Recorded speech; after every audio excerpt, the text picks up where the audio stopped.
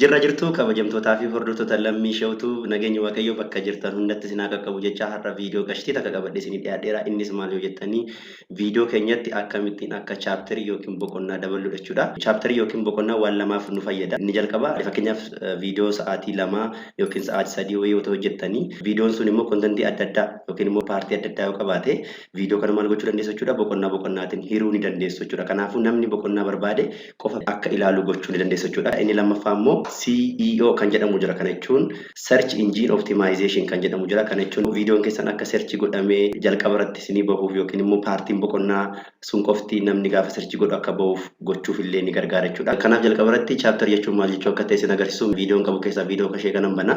Viidiyoo kanarraati YouTube channel customization part 1 yookiin kutaa tokkoffaa irratti maal isinii hojjedheen ture akkamitti layout branding fi basic info akkamitti akka jijjiirru jedhee isin agarsiiseen ture. Kanaaf maalan godhe layout fi boqonnaa tokkoon kenne branding fi boqonnaa tokkoon kenne basic info fi boqonnaa tokkoon kenne jechuudha. Kana jechuun kunooti introduction yookiin jalqabni hin jira. Sanaan booda kun bakka kanarraa kaasee gaafanas kanarra kaa'u akkamitti basic info YouTube keenya jijjiiruu dandeenya kan jedhu hin jira jechuudha. Chapteriin lammaffaan immoo kunoo gaafan maawuzii kiyya kunoo kanarra harkisu how to set YouTube branding jedheen kaa'eera. Inni sadaffaan chapteriin inni sadaffaan maalan jedheera how to set YouTube layout jedheetaniin asirratti barreessee jechuudha. Fakkeenyaaf tonas kanarratti kilik godhe waa'ee brandii qofannaa ba'a. Otoon asirratti kilik godhe immoo waa'ee maaliin naa ba'a jechuudha. Waa'ee basic info naa ba'a jechuudha. Kanaafuu har'a akkamittiin akka chapterii kana yookiin boqonnaa kana viidiyoo keenyatti dabaluu isin agarsiisa jechuudha.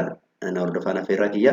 Kana gochuuf jalqabatti maal goona jechuudha. YouTube channel keenya keessa seenneeti viidiyoo chapteriitti gochuu barbaanne yookiin paartiitti gochuu barbaanne sana banna jechuudha. Yookiin immoo jalqabuma yeroo viidiyoo upload gootan illee irra galchuu dandeessu chapterii yookiin boqonnaa yookiin immoo paartii jechuudha. Garuu already viidiyoon keessan gadhiifame qilleensa irra yookiin YouTube irra jira taanaan maal gochuu dandeessu jechuudha.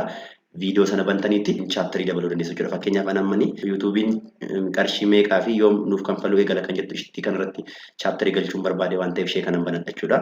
Kunooti viidiyoon kiyya kun naabaneera. Amma gaafa irra rakkisu chapterii waa tokko illee hin qabu jechuudha. Yookiin immoo viidiyoon kun paartiitiin hin hiramne jechuudha. Kanaaf amma viidiyoo kanarratti maal galchuun barbaade chapterii yookiin immoo time koodii galchuun barbaade waan ta'eef description paartii viidiyoo kanarraan dhufa jechuudha. Jalqaba kun as dhufnee edit viidiyoo jenna. Sanaan booda erga edit viidiyoo jennee mata dureen viidiyoo keenyaan jira. Lammaffaa irratti description kan jedhu jira jechuudha. Kanaafuu time koodii description kana keessatti gaafa barreessinu maal jechuudha. Viidiyoon keenya ammaa kun chapterii yookiin paartii inni godhata jechuudha. Kanaaf maalan godhaa kanarra dhufeetaniin iddoo barbaadanitti barreessuu dandeessu jechuudha. Time koodii kiyya 0 godheetaniin tuqlamee godheetaniin 00 godha. Dirqama jalqaba irratti kana barreessuu qabdu jechuudha. Viidiyoon kamiyyuu kan inni eegalu sekondii 00 irraa waan ta'eef daqiiqaa 0 sekondii 00 jennee barreessina jechuudha. 0 isheen jalqabaa kun daqiiqaa ibsiti.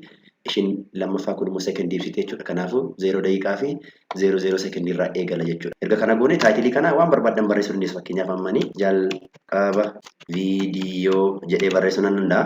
Erga kana barreesse inter jedheetaniini masmara haaraa irratti maal gochuun qaba. Boqonnaan jalqabaa eessa kanaa ka'uu qabu bakka barbaade sana daqiiqaa isaan barreessaa jiru. Fakkeenyaaf amma 00 irraa ka'ee aga daqiiqaa 2tti kan jiru jalqabanaa ta'e daqiiqaa 2 irraa kaasee immoo chapterii biraa yookiin boqonnaa biraa akka naa ta'u yoo barbaade maalan godhachuudha. 2 godheetaniini daqiiqaa 2 jechuudha. Sanaan booda tuqlamee galcheetaniini 00 jedha jechuudha. Chapteriin sadaffaa immoo fakkeenyaaf daqiiqaa 6 fi sekondii 20 irraa kaatu ta'e fakkeenyaaf amma 6 tuqlamee godheen 20 jedha jechuudha. Kanaafuu inni jalqabaa 00 irraa ka'a haga daqiiqaa 2tti tura jechuudha. Inni lammaffaa immoo daqiiqaa 2 irraa ka'eeti haga daqiiqaa 6:20tti tura. Inni dhumaa immoo 6:20 irraa ka'ee haga dhumaatti tura jechuudha. Yoo namni kan biraa irratti galmeessuu baadhe.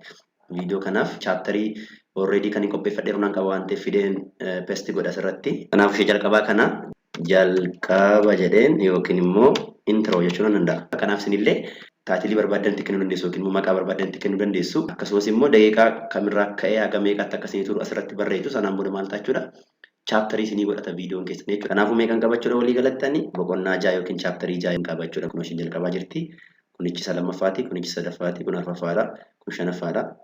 Kun immoo sajaffaadha jechuudha. Mee kana seef jedheetaniini seetingii kun hojjechuu dhabuusaa cheek godhachuudha. Shitti kana gaafa seef jedhu viidiyoon ammas YouTube irra jiru kun maal jechuudha.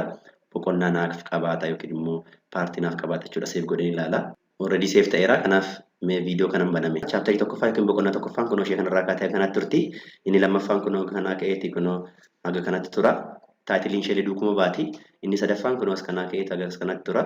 Inni arfaffaan ishee kanadha. Inni shanaffaan kunooti. Inni ja'affaan kunooti jechuudha. Kanaafuu yuuzeriin yookiin immoo namni viidiyoo keenya seenee ilaalu paartii tole qofa yookiin immoo boqonnaa tole qofa yookiin boqonnaa barbaadu qofa banee akka ittiin ilaaluu danda'a jechuudha. Kana qofa miti taayim koodii kana barreessee gaafa inni seef jedhu kalariin sa'aatii sanaan jijjiiramti. Kanaaf otoon kilii irratti godhee taphachuu yookiin haasa'uu eegala jechuudha. Abbaa YouTube'if yookiin immoo nuuf immoo maaliif nu fayyada yoo jettanii viidiyoon keenya akka searchi ta'ee bahuuf nu gargaara jechuudha. Kana jechuun namni tokkoffaa taayitilii viidiyoo keenyaa yoo searchi godhee nu argachuu danda'a. Karaa biraa immoo taayim koodii irratti kan nuti barreessine kiiwoordii nuti asirratti barreessine kanaan gaafa YouTube irra yookiin Google irra seenee searchi godhullee viidiyoon keenya yookiin immoo hojiin keenya jalqaba irratti bahaafi jechuudha. Fakkeenyaaf namni jalqaba kanaan searchi godhame gaafa searchi godhu maal ta'a jalqaba irratti viidiyoo kiyya naa baasaa jechuudha. Maal jennaan direct maqaa isaatiin search gochaa jira waan ta'eef kunooti jalqaba irratti naaf baaseera. Karaa biraallee taayim koodii kana fayyadamee otoo viidiyoo kiyya kana search godhellee viidiyoon kiyya jalqaba irratti baha jechuudha. Fakkeenyaaf ammanii YouTube seenetaniini itti kanan akkuma jirtutti koppii godhataniini otoo dhaqee YouTube irratti yookiin Google irratti search godhee maal tachuudha viidiyoon kiyya kunoo akkasittiin jalqaba irratti naa bahee jechuudha. Kanaafuu akkas gootanii chaaptarii yookiin boqonnaa viidiyoo keessanitti laattanii maal gochuu dandeessu jechuudha. Akka viidiyoon keessan search godhame yookiin immoo YouTube irrattis ta'e Google irrattis barbaadame akka jalqaba irratti isinii bahuu gochuu dandeessu.